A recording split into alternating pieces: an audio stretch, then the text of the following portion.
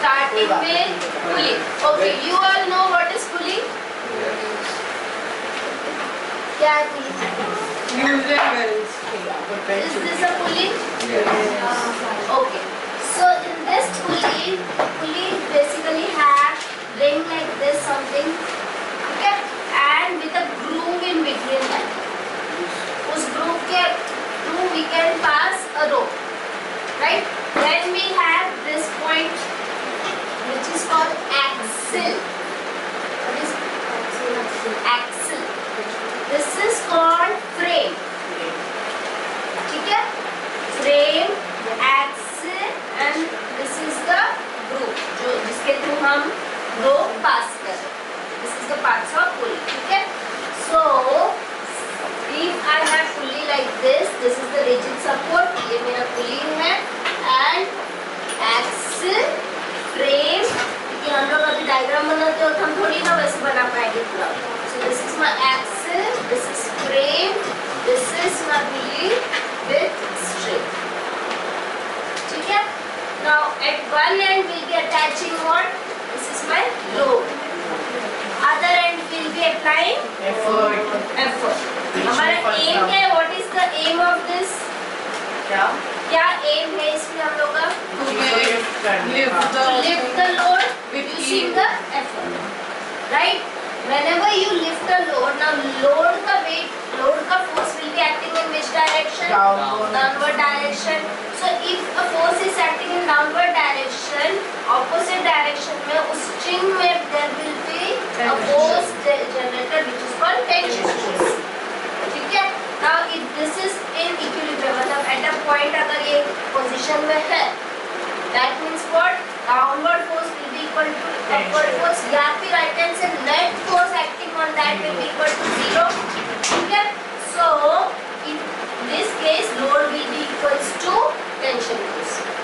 Now right इस side वाले में देखेंगे तो अगर इसमें टेंशन जनरेट हुआ है, ये पूरा सेम स्ट्रिंग है, throughout the string the tension generated will be same. So if here the tension is T, this tension will be also T. ध्यान रखो पुली में टेंशन हमेशा इस अपवर्ड डायरेक्शन. ठीक है?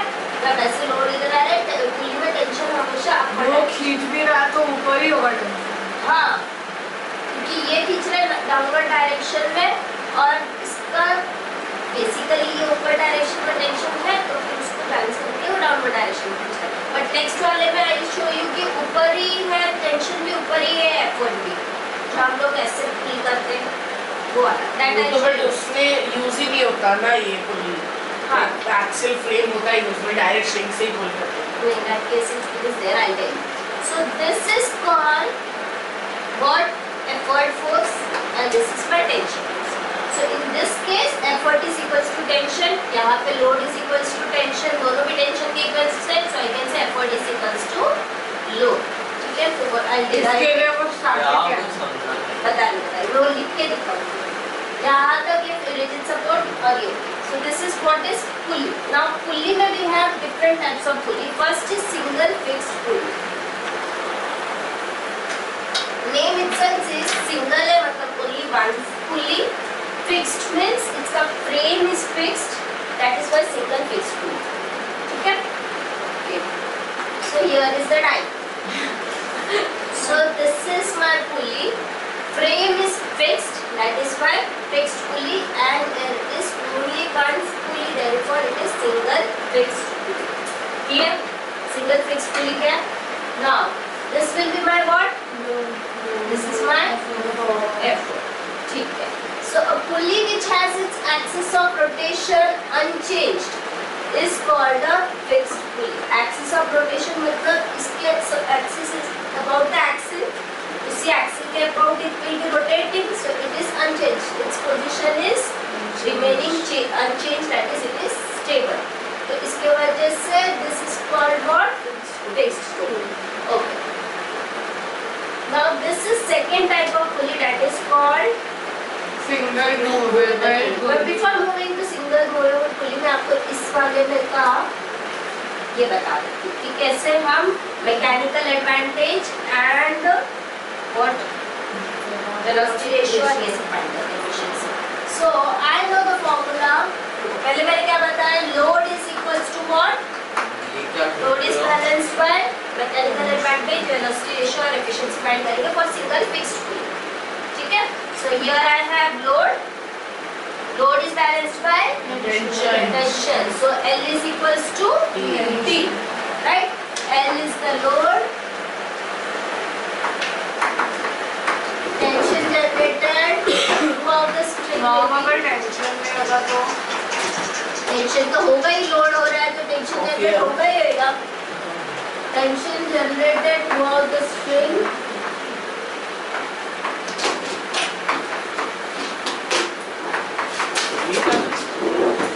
is T. ठीक है? What will be the unit for this? Force है, means it will be Newton. ठीक है? So at equilibrium, L is equals to T. Okay? Similarly from here, effort is equals to T. Right? Okay. Now I know the formula of mechanical advantage. What is the formula of mechanical advantage? load upon effort. L upon E, load upon effort. Yes. So here I'll substitute the value, that is T upon One. E. So One. direction change. So that means there is no force multiplication, no gain in speed, only change in direction. Because whenever mechanical advantage is equals to 1, there is only change in Direction. है ना? Correct?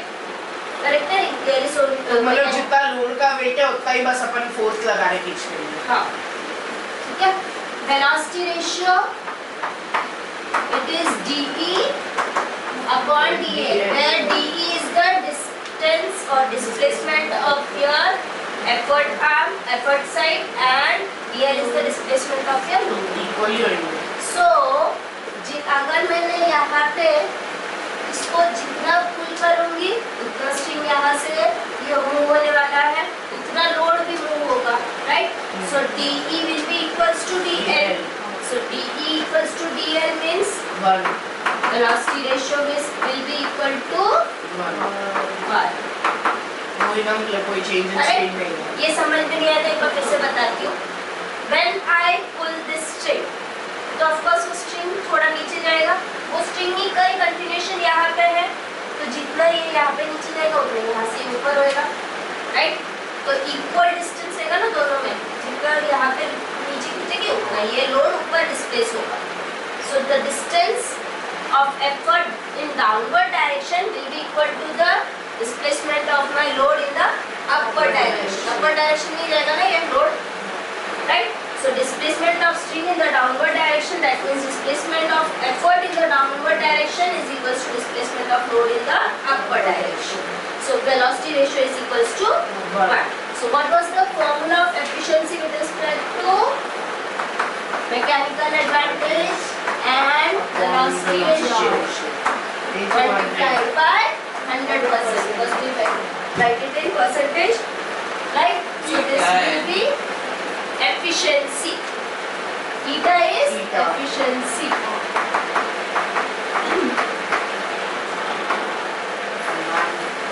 Yes. अभी चटनी खा रहा हूँ उसमें.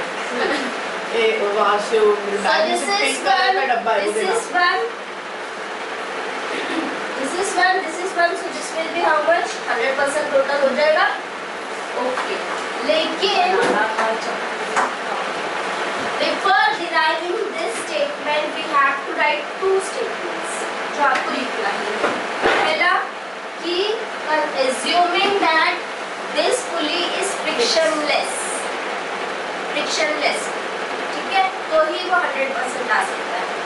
And second, there is no weight of this rope and rope है, हाँ. Neglect the mass of string. ठीक है? Neglect the mass of string and second, the friction at the axle को भी हम neglect कर देंगे. In that case only we are having efficiency equals to 100%. Friction and mass of the string.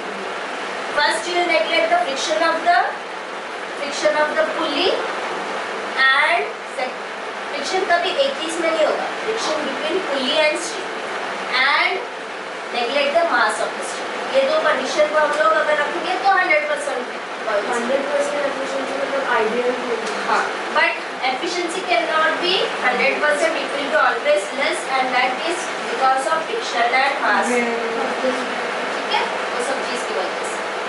Any doubt in this? No. What is the application of single fixed pulley? Well, A fixed pulley is used only to change the direction of effort to be applied.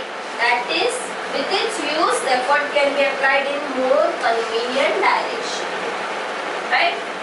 तो application आपको fix पुली के ऊपर question आएगा तो पहले वो बताएंगे what is fix पुली के बारे में पूछेंगे, what is its mechanical advantage, velocity ratio, efficiency, and then what is its application. Application आ जाएगा, application is change in direction of effort applied. तो वो बताने के बाद में एक example you can write down as well. So a fix pulley is used to only to change the direction of effort to be applied, and example you can give. ठीक है, यहाँ तक clear?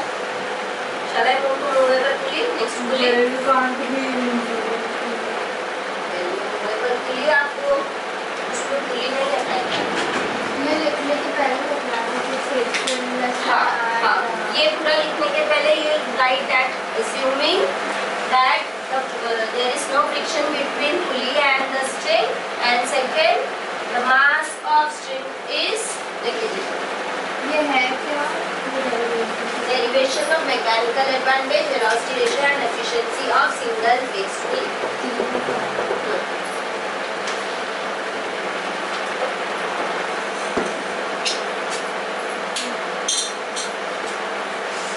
Whenever you are writing this, you will write the statement also. ठीक है? क्योंकि आपको बताना है what is DE and DL. DE is the displacement of effort in the downward direction, whereas DL is the displacement of load in the upward direction, and in case of single fixed pulley, the displacement of effort will be equal to displacement of load. ठीक है?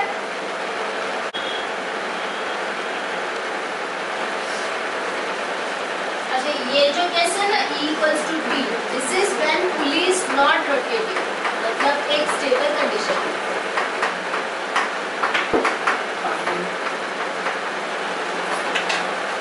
When pulley is not rotating.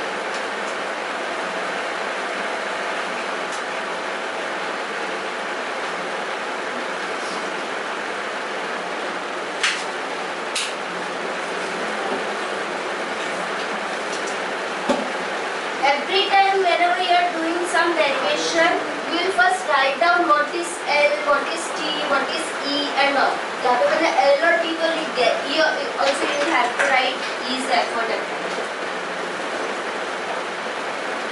DE equals to DL.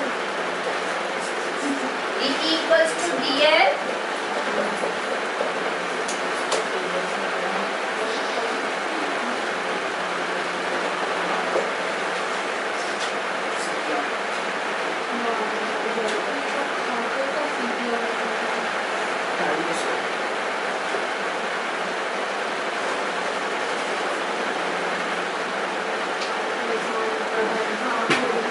Okay?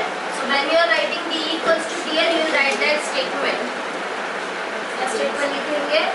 When the distance of effort is in the downward direction, we have equal displacement of load in the upward direction. When the displacement of effort is in downward direction, we have equal displacement of load in the upward direction.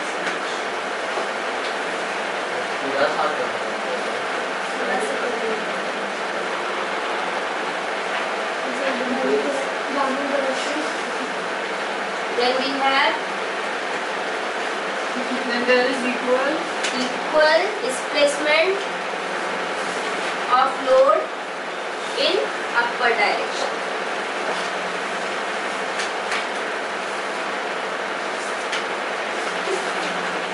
Shweta ma'am कल history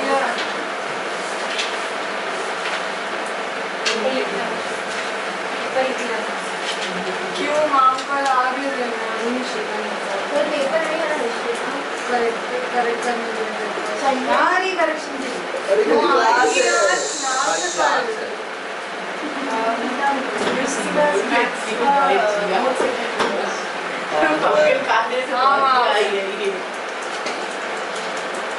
Okay, listen. Single movable pulley. So here you can see this pulley is moving up. Actually ये तो GIF है तो up down move कर रहा है.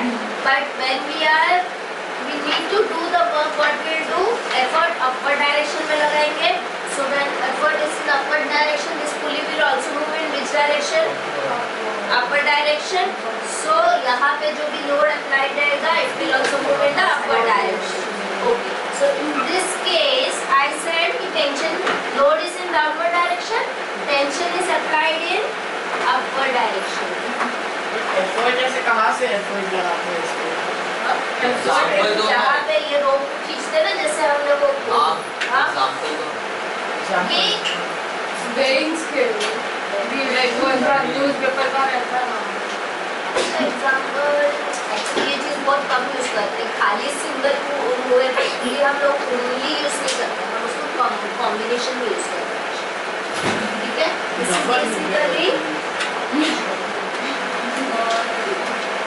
so a pulley whose axis of rotation is movable is called a movable pulley. So here you can see this is the axis of rotation, it is moving. ऊपर जा रहा है ना, so the frame is not fixed, so therefore this pulley is called what? Movable pulley. And this only single pulley, so it is single movable. ठीक है? इसका भी derive the mechanical advantage and what? Velocity and efficiency. ठीक है. So L, this is L. Y समान है. This is L, this is T, this is T. ठीक है? So यहाँ पे again I am using single string. Whenever we are having only one string, throughout the string tension generated is T only. Throughout the string, एक ही string use कर रही हूँ ना, मैं same string को घुमा रही हूँ. So throughout the string tension same ही होगा. T है यहाँ पे तो उधर भी T ही होगा, change नहीं होने वाला. With the same string. और हमेशा हम लोग पुली सिस्टम में will be using same string only. ठीक है? So this load is now being balanced by this two tension. दोनों tension इसको balance कर रहे हैं, है ना? So क्या? सेम भी कांस्टेंट एक ही फोर्स है ना टेंशन का वो. हाँ, लेकिन दोनों डायरेक्शन से अगर अप्लाई हो रहा है ना, तो नेट फोर्स तो इसके ऊपर दोनों टेंशन अप्लाई हो रहा है for balancing this load, right? So when we are writing out the derivation for mechanical advantage, velocity ratio and efficiency of single movable pulley. Video में दिखाओ ना. मैंने अभी नहीं डाला, मैं बाद में इसलिए आपको दे दूँ. I do have that in some other PPTs. मैंने कितनी एक्चुअली बहुत सारे अलग अलग बना के रखे हैं, तो वो वीडियो बनाई. मैं डालने वाली. What is the problem? like ये मेरे नेट से उठा है. If I put this thing, there will be copyright issue, and I don't want that. But still, I don't like. I am doing research work and so I do basically. अगर मैं अपने video से मैं डाली अपने इसमें तो फिर कभी नेट से उठा लगेगा. I do. सब्सक्राइबर ज़्यादा नहीं है, तो मुझे गलत है. जितने स्टूडेंट्स आ रहे होते हैं. वनश्री मैम का तो 4.5 है. उनका यूट्यूब चैनल है. हाँ, जो रिया मैम संभालती है. 10 साल से अभी यूट्यूब कर रही है. 8K हो गया है. 10 साल पहले से यूट्यूब कर रही है. Right. Okay. So now write down. You are noting down. तो नोट डाउन करो पहले क्या क्या है. फिर से वो जो आपने लिखा कंडीशन क्या है? Neglecting the friction. नेग्लेक्टिंग क्या क्या नेग्लेक्ट करना है? फर्स्ट, फ्रिक्शन इन पुली बियरिंग्स और at the axis. Friction in pulley bearing. मतलब यहाँ पे ये जो एक्सिस और ये सब के बीच में भी फ्रिक्शन आता है ना. पुली बेयरिंग एंड द एक्सल क्या हो रहा है? तो सामने देखना. and second the weight of pulley and the string. Weight लिखो या mass लिखो. Mass of pulley and string.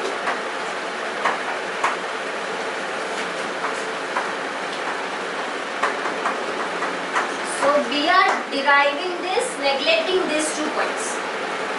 Okay. So if the load L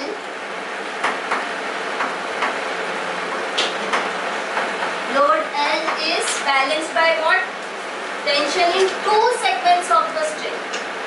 Load L is balanced by tension P in 2 segments of the string.